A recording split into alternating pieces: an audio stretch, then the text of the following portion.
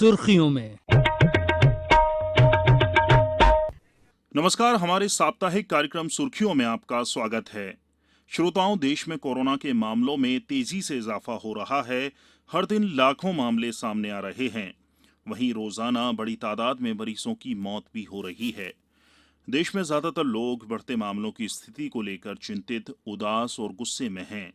यहां तक कि लॉकडाउन की वजह से घर में रहने से मानसिक स्वास्थ्य पर भी बुरा असर पड़ा है। कैसे कोरोना काल में मानसिक स्वास्थ्य का ख्याल रखा जा सकता है, कार्यक्रम में इसी विषय पर चर्चा करेंगे हमारे सहयोगी आदित्य श्रीवास्तव, मनोचिकित्सक डॉक्टर रूमा भट्टाचार्य से। हमारे साथ एक बहुत ही खास मेहमान है। हमारे साथ रूमा भट्टाचार्य जी हैं। डॉक्टर रूमा भट्टाचार्य जी, आप मनोचिकित्सक हैं। आपका बहुत बहुत स्वागत करते हैं हमारे इस कार्यक्रम में। रूमा भट्टाचार्य जी, इस वक्त जब पूरी दुनिया कोरोना काल के दौरान एक बड़े संकट से जूझ रही है और ये वक्त है कि हमें सतर्क ज़रूर रहना है, सावधानियां ज़रूर बरतना है, लेकिन तनाव नहीं लेना है, क्योंकि घरों में ही एक बहुत बड़ा वर्ग इस वक्त पूरे भारत में है जो अपने घरों में ही है।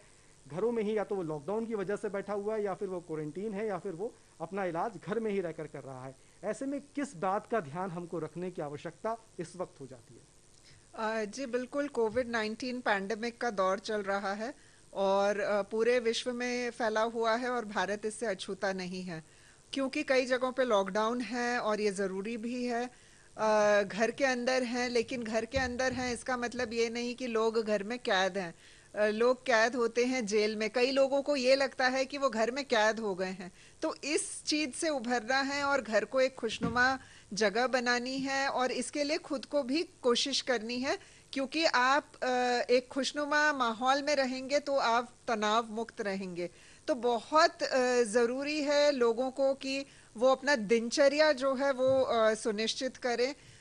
दिनचर्या में समय पे उठना बहुत ज़रूरी है। उठ के गर्म पानी पी के डेली के काम करके एक्सरसाइज करना बहुत ज़रूरी है। हल्का फुल्का एक्सरसाइज हर इंसान को करना ज़रूरी है।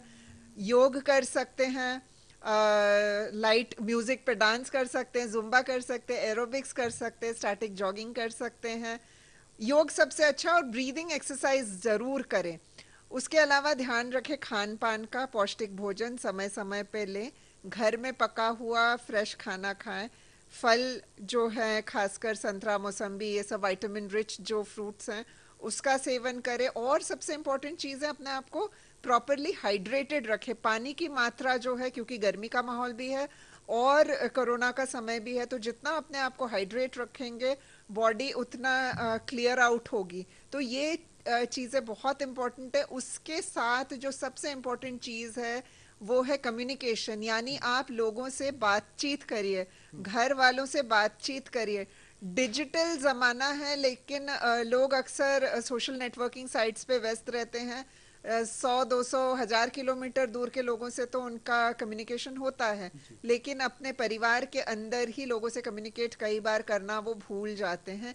ये नहीं होना चाहिए। घर में आप कम्युनिकेट करिए, आप अपने फ्रेंड्स और रिश्तेदारों से बात करिए, क्योंकि जब तक आप बात नहीं करोगे आप तनाव मुक्त नहीं हो सकते हैं। रूमा जी, एक चीज़ और, घरों में हम देख रहे हैं, हालांकि कई लोग अपने घरों में हैं, कई घर ऐसे हैं जहां पर हम तो हालांकि एसेंशियल सर्विस में है तो हम लोग निकलते हैं, जैसे आप भी सेवाएं दे रही हैं तो आपको भी कई बार निकलना पड़ता है, लेकिन कई लोग ऐसे हैं जो वाकई अपने घरों में कई समय से हैं और वो घर से भी बाहर नहीं निकल रहे हैं, बहुत सावधानियां भी बरत रहे हैं, लेकिन उसके बाद भी कई बार घर के जो सदस्य होते हैं, क्योंकि टेलीविज़न जब हम खोलते हैं तो उस वक्त जिस तरह की खबरें हमारे सामने आ रही हैं और आसपास के लोगों से जब खबरें मिलती हैं टेलीफोन और फ़ोन के ज़रिए, लोगों की सेहत के बारे में जब लोग जानते हैं तो कहीं ना कहीं तनाव उनके अंदर हो जाता है और उसका रिफ्लेक्शन जो है वो घरों में देखने को मिलता है, वो आपसी संबंधों में देखने को मिलता है।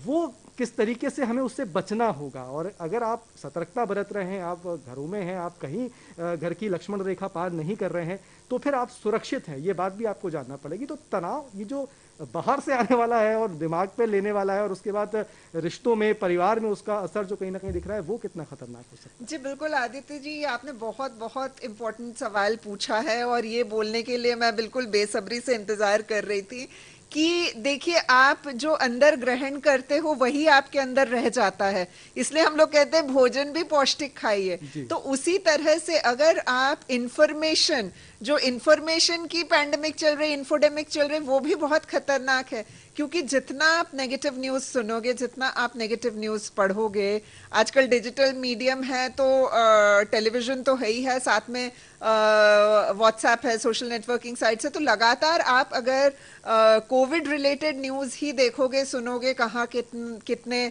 संक्रमित हुए, कहाँ कितने लोगों की मौत हुई, कहाँ क्या नहीं मिल रहा है, तो जितना आप नेगेटिव इंफॉर्मेशन अपने ब्रेन को दोगे, ब्रेन का रिस्पॉन्स भी उतना ही नेगेटिव आएगा, और ब्रेन के जो हार्मोन्स है, जो न्यूरो हार्मोन्स है, जो हमारे मूड को, हमारी सोच को कंट्रोल करती है, वो एक नेगेटिव रिस्पॉन्स मोड में जाएगा और नकारात्मक सोच पैदा होगी। तो अपडेट लेना बहुत ज़रूरी है, जानकार होना बहुत ज़रूरी है, सचेत होना बहुत ज़रूरी है, लेकिन हमें कोई भी चीज अति में खराब होती है, तो न्यूज भी हमें एक लिमिटेड ही लेनी है। कोविड रिलेटेड आपने एक बार सुबह अपडेट ले लिया, एक बार शाम को अपडेट ले लिया, बहुत है। आप लगातार कोविड रिलेटेड या नेगेटिव न्यूज ना देखें, ना सुने, इसलिए कहते हैं ना, अच्छा सुनो अच्छा देखो। तो बहुत ज़रूरी है, क्योंकि ब्रेन अगर नेगेटिव रिस्पांस देगा तो आप लगातार नकारात्मकता की ओर बढ़ोगे, आप में निराशा पैदा होगी, आप में हताशा पैदा होगी, आप उदास होने लगोगे, आपको अवसाद ग्रसित करेगा, आप में घबराहट, डर, फोबिया, एंजाइटी, ये सारी बीमारियां जो हैं आपको जकड़ लेंगी।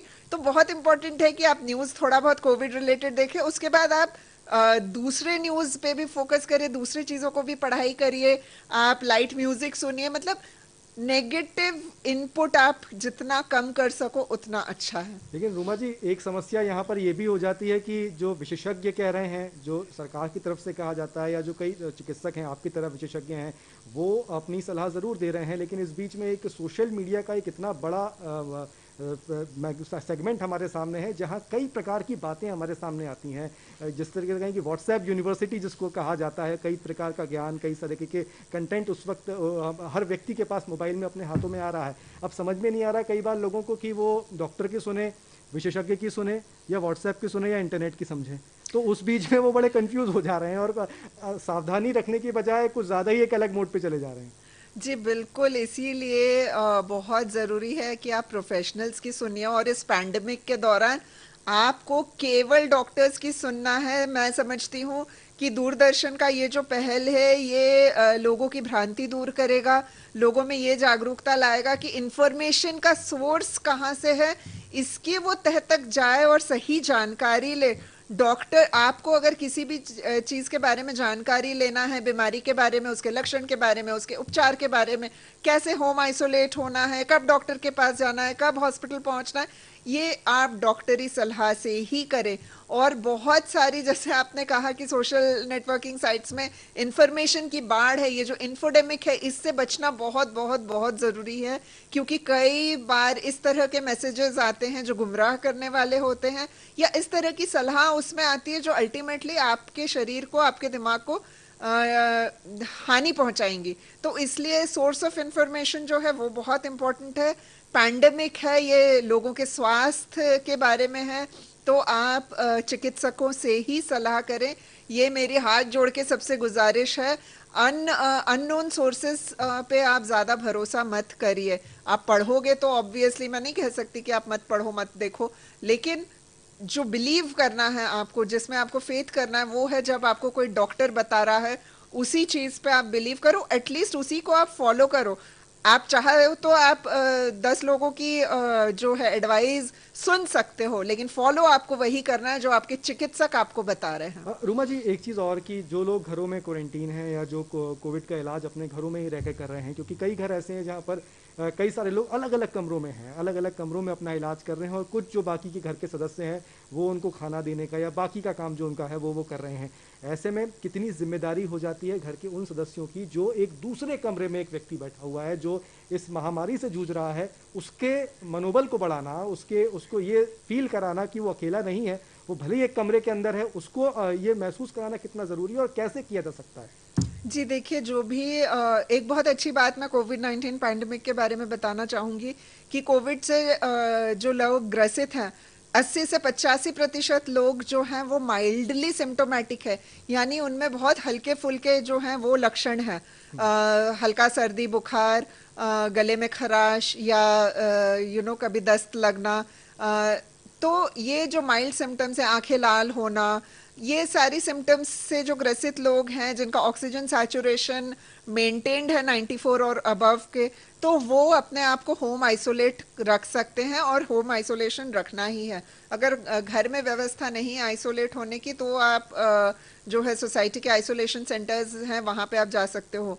जहाँ बात आती है परिवार की, तो परिवार हमारे सोसाइटी का एक बहुत अहम हिस्सा होता है, और जो लोग घर में होम आइसोलेटेड हैं, अलग कमरे में हैं, उनको फिजिकली तो आइसोलेट करना है लेकिन मेंटली आइसोलेट नहीं करना है। फिजिकल डिस्टेंसिंग इम्पॉर्टेंट है, इमोशनल डिस्टेंसिंग बिल्कुल सही नहीं है। तो आप उन लोगों से आप कम्युनिकेट करिए, आप लिख के बातें शेयर कर सकते हैं, आप again social networking sites use कर सकते हैं, और जो आइसोलेटेड है उनसे भी मैं कहूंगी कि आप अपने आप को बिजी रखिए। ये नहीं कि आप आइसोलेटेड हो तो आप दिन भर पलंग पे लेटे रहो, नहीं, आप अपने कमरे में घूम सकते हो, आप अपने कमरे में म्यूजिक सुन सकते हो, आप अपने कमरे में एक्सरसाइज कर सकते हो, आप अपना पूरा ध्यान रख सकते हो, आप रीड कर सकते हो।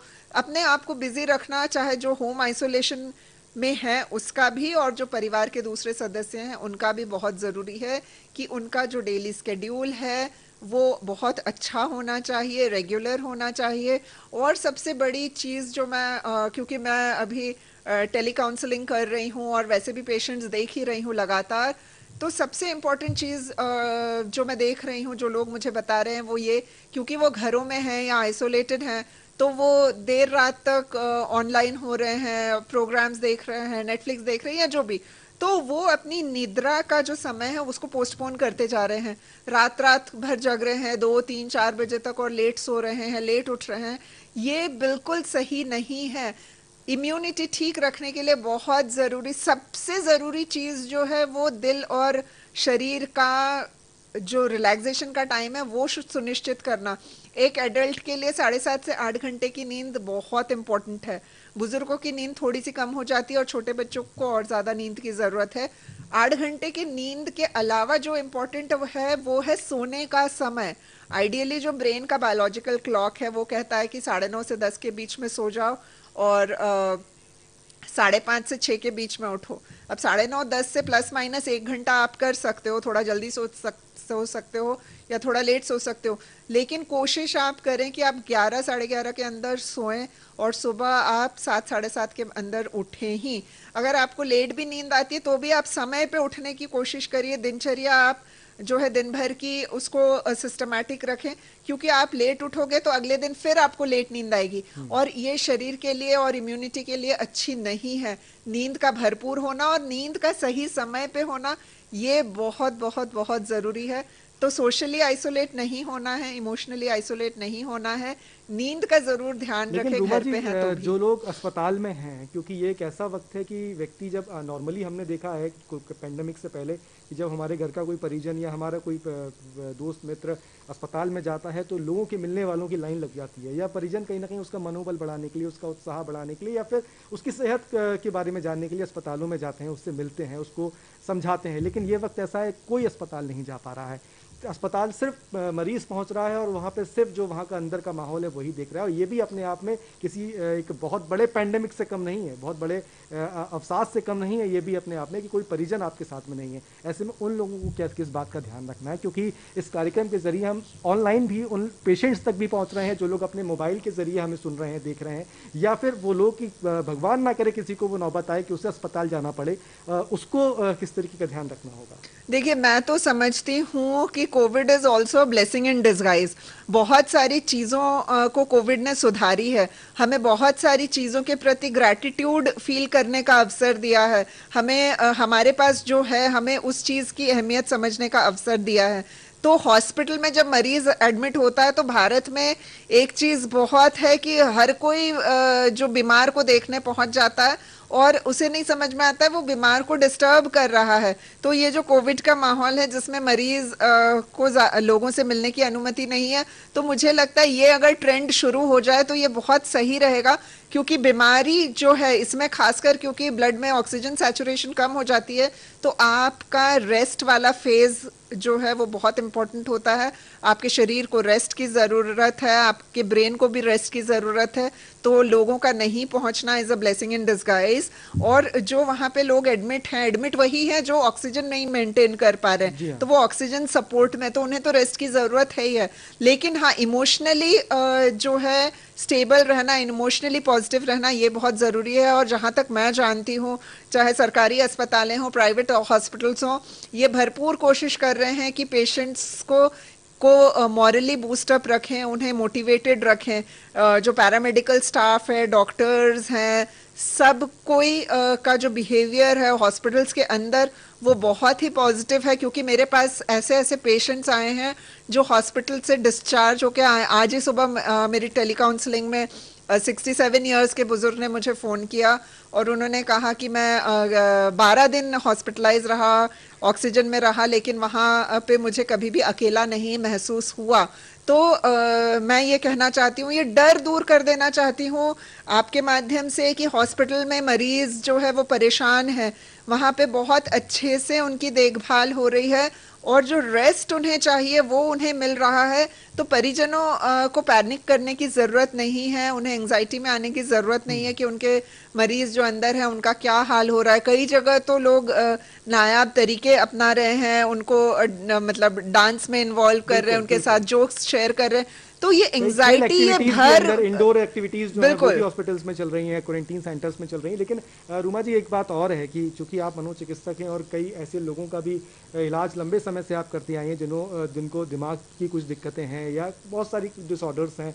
ऐसे में ये वक्त ऐसा भी है कि मान लीजिए किसी घर में कोई ऐसा केस है, आपके कई सारे केसेस ऐसे होंगे, और उस घर में अगर कोविड की समस्या से अगर वो घर जूझ रहा है, माँ बाप जूझ रहे हैं या बच्चा अकेला बचा हुआ है और क्वारंटाइन करने के लिए आपको एक अलग कमरे में उसको करना है, ऐसे में ऐसे व्यक्ति के लिए जो घर में कहीं ना कहीं मानसिक तौर पर कमज़ोर है या कुछ उसके साथ दिक्कतें हैं, उसको समझाना कितनी बड़ी चुनौती है उन लोगों के सामने, उन पेरेंट्स के सामने जो क्वारंटीन है अपने कमरों में या कहीं ना कहीं उनकी मजबूरी है उनसे दूर रहना। जी बिल्कुल, ये कोविड-19 पैंडेमिक बिल्कुल अनप्रेसिडेंटेड है, बिल्कुल चुनौतीपूर्ण है। हर एक इंसान के लिए ये एक नई चीज़ है कि घरों में बंद रहना पड़ रहा है और जो अफेक्टेड हैं वो आइसोलेटेड हैं। ये मजबूरी और चुनौतीपूर्ण तो है ही। लेकिन जैसे मैं बार-बार कह रही हूँ कि इमोशनली आपको स्टेबल रहना है, इमोशनली आपको मोटिवेट रहना है। आपके परिवारजनों का भी दायित्व बनता है कि वो खुद भी घबराए नहीं, क्योंकि अगर एक इंसान घबराता है तो वो जो नेगेटिविटी है वो सब में फैलती है। तो सबकी जिम्मेदारी है कि वो अपना जो फ्रेम ऑफ माइंड है उसको पॉजिटिव रखे। और जो मैं बार बार हर एक इंसान से कह रही हूँ और चैनलों के माध्यम से भी कह रही हूँ, ये कि डरने की ज़रूरत नहीं है, सतर्क रहना है, जागरूक रहना है, प्रिवेंशन करना है। हो गया है तो भी ये समझना है कि 85% लोग जो हैं वो ठीक हो रहे हैं, माइल्ड सिम्टम्स में घर में ही जो है सिम्टोमेटिक ट्रीटमेंट लेके वो ठीक हो रहे हैं। तो मनोबल स्ट्रांग रखना बहुत ज़रूरी है, क्योंकि आपका जो माइंडसेट है वो इक्विलिब्रियम में रहेगा, वो सकारात्मक रहेगा, तो आपकी इम्यूनिटी भी बूस्टअप रहेगी। इसलिए माहौल ऐसा नहीं रखना है कि हर कोई घबराए या नेगेटिव बातें करे कि ये क्या हो जाएगा, अब क्या होगा। ये ऐसे करके डील नहीं करना है। अपना जो है अपनी सोच को हाँ। ये रखिए कि नहीं, हम इस परेशानी से उभर जाएंगे, हमें कुछ नहीं होगा, हम अपने परिवार को ठीक से रखेंगे। अगर जैसे मैंने कहा कि आप अपना खान पान, अपना एक्सरसाइज, अपना हाइड्रेशन यानी पानी पीना, सही समय पे सोना, अपने आप को एंटरटेन रखना, अपने आप को बिजी रखना, ये बहुत ज़रूरी है। मैं बार बार कह रही हूँ कि अगर आप आइसोलेटेड भी हैं, तो आप भी अपने आप को क्वारंटाइंड है, व्यस्त आप अपने रखें आप कहीं को ना कहीं, व्यस्त तभी रखें। आप इससे बाहर निकल पाएंगे। लेकिन रूमा जी, एक चीज़ और, पिछला करीब 1.5 साल हमको हो चुका है। 1.5 साल से हम इस समस्या से जूझ रहे हैं, यानी कि मान के चलें पिछला फरवरी और मार्च से ही हम, जब ये पैंडेमिक बहुत तेज़ी रफ्तार पकड़ना शुरू हुआ था, जब लोगों की महत्वाकांक्षाएं पूरी नहीं होती हैं, जो वो बनना चाहते हैं, जो वो करना चाहते हैं, वो पूरे नहीं होते हो, तो कहीं ना कहीं डिप्रेशन आता है। और इस 1.5 साल के दौरान कई सारे छात्र ऐसे हैं जो कुछ कॉम्पिटिटिव एग्ज़ाम्स की तैयारी कर रहे थे, जीवन में कुछ करना चाह रहे थे, और ये पूरे 1.5 साल उनके जीवन में एक ब्रेक लग गया है।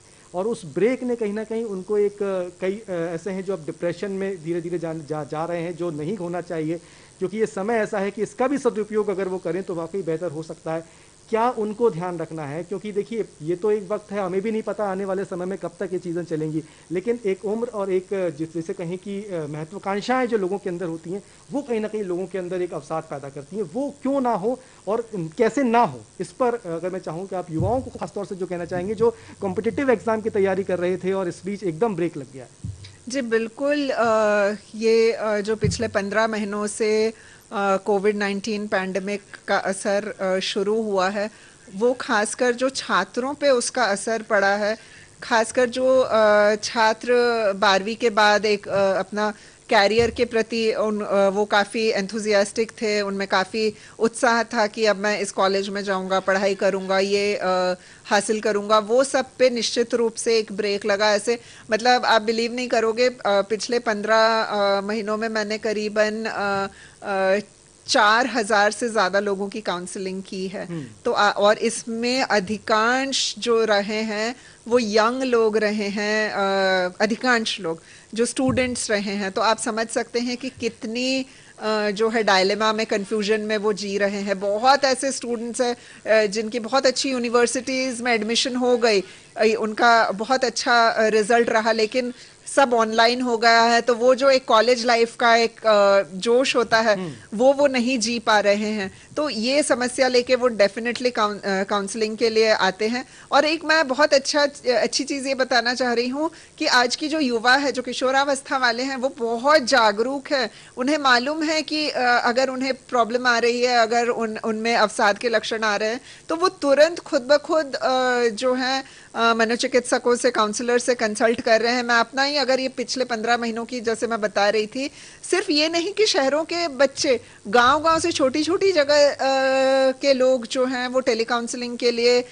संपर्क कर रहे हैं। और कहीं ना कहीं आपसे उस बात को समझ रहे हैं। रूपा जी, 2 मिनट का वक्त बचा है और 2 बहुत महत्वपूर्ण सवाल आपसे करना चाहता हूँ। पहला ये कि स्वाभाविक सी बात है, जब एक बर्तन बहुत ज़्यादा होते हैं घरों में तो कहीं ना कहीं टकराते हैं, आपस में बचते हैं। ये लॉकडाउन के वक्त में हमने देखा है कहीं ना कहीं परिवारों के बीच में भी एक बहुत दिक्कतों का सामना कई परिवारों में देखने को मिल रहा है। ऐसे में परिवारों को क्या कुछ करना चाहिए? जी बिल्कुल, बर्तन रहते हैं तो वो खटकते ही हैं। और क्योंकि लोगों को आदत नहीं है, और मिडिल क्लास और लोअर इनकम क्लास में आप देखोगे कि अक्सर ही महिला और पुरुष दोनों ही कामकाजी हैं एक जीवन को सुचारू रूप से चलाने के लिए, और अचानक से सब घर में रहने लगे हैं। तो बहुत सारे ऐसे केसेस आए हैं जहाँ पे मैरिटल डिस्कॉर्ड हुआ है, मैरिटल कॉन्फ्लिक्ट्स हुई हैं। तो बहुत ज़रूरी है कि हम अपना संयम बनाए रखें, हम अपने आप को कूल रखें, हम अपने आप को शांत रखें। और ये वाला भी जो टाइम है, ये भी हम एक दूसरे को और कैसे एडजस्ट कर सकते हैं, कैसे कोऑपरेट कर सकते हैं, वो सीखने का समय भी है। क्योंकि जैसे मैंने कहा, लोगों को आदत नहीं थी इतना ज़्यादा, जो है टू मच ऑफ इंटीमेसी की आदत नहीं थी, बहुत ज़्यादा हुई है। उससे परेशानी एक बढ़ी चीज़ है। और कि जो पेशेंट ठीक हो चुके हैं, जो कोविड को मात दे चुके हैं, योद्धा है, और उसके बावजूद भी कहीं ना कहीं वो अंदर से अभी भी मेंटली प्रिपेयर नहीं हो पा रहे हैं कि वो बाहर कैसे अपनी नॉर्मल लाइफ अब जिएंगे, उनको क्या कुछ कहना चाहेंगे? क्योंकि देखिए, जो संक्रमण था वो तो खत्म हो गया, लेकिन अंदर से दिमागी तौर पर, शारीरिक तौर पर वो मजबूत अपने आप को अभी भी फील नहीं कर रहे हैं। जी मैं सबसे यही कहना चाहती हूँ, खासकर जो बीमारी से लड़के बाहर आ चुके हैं और जिनका मनोबल शायद अभी उतना वापस अपने बेस लाइन में नहीं पहुँचा है, सकारात्मक रहिए, अच्छे लोगों से बात करिए, पॉजिटिव लोगों से मिलिए, पॉजिटिव चीज़ें पढ़े, अपने आप को पॉजिटिविटी से ही घेरे। नेगेटिव न्यूज़, नेगेटिव लोग, इन सब से दूर रखें। एक ज़िंदगी है, उसको भरपूर जिए। 1000 आपको अपॉर्चुनिटीज़ हैं लाइफ में। ये पैंडेमिक तो आया है तो आज नहीं तो कल चला ही जाएगा, सेकेंड वेव, थर्ड वेव के बाद चला ही जाएगा, जिंदगी चलती रहेगी। और जिंदगी बहुत हसीन है, जिंदगी खूबसूरत है, उसको जीने के लिए नए नए तरीके ढूंढिए और अपने आप को खुश रखिए और खुशियां बांटे और पॉजिटिव रहिए। पॉजिटिव रहना ही कहीं ना कहीं एक इस समय एक रास्ता हमारे सामने है। ठीक है, थोड़ा वक्त जरूर लगा है, थोड़ा ब्रेक ज़रूर लगा है हमारे जीवन में, लेकिन एक अच्छी बात यह है, मैं खासकर उन लोगों को कहना चाहूँगा जो लोग महत्वाकांक्षा अपने अंदर रखे हुए हैं और शायद वो इस वक्त पूरी नहीं आ रही है, तो तनाव में अगर वो जा रहे हैं तो देखिए इस वक्त का भी इस्तेमाल करिए। जो तैयारियां छात्र कर रहे थे पढ़ाई को लेकर, ये बहुत अच्छा वक्त है, उसमें और तैयारी आप कर सकते हैं। और सबसे बड़ी बात कि घरों का माहौल बहुत अच्छा रखिए, बहुत खुशनुमा रखिए, और कहीं से भी लोगों के अंदर आपस में ये भावना आए कि एक डर का माहौल घर में पैदा हो, जिसकी वजह से हम इस संकट से जैसे बाहर लड़ रहे हैं, वो संकट कहीं ना कहीं घर में एक दूसरी तरीके का संकट हमारे घर में ना पैदा हो जाए। इस बात का हमें ख्याल बहुत रखना है। रूमा भट्टाचार्य जी, बहुत बहुत स्वागत करें, धन्यवाद करेंगे आपका हमारे साथ जुड़ने के लिए, और बहुत महत्वपूर्ण जानकारी है जो आपने साझा करी। मुझे लगता है कि जो घरों में लोग हैं और जो इस संक्रमण के दौरान अपने आप को बचाए हुए हैं, सतर्क रखे हुए हैं, कहीं ना कहीं वो इस तनाव से ज़रूर बचेंगे। फिलहाल इस कार्यक्रम में इतना ही, दीजिए इजाज़त, नमस्कार। सुर्खियों में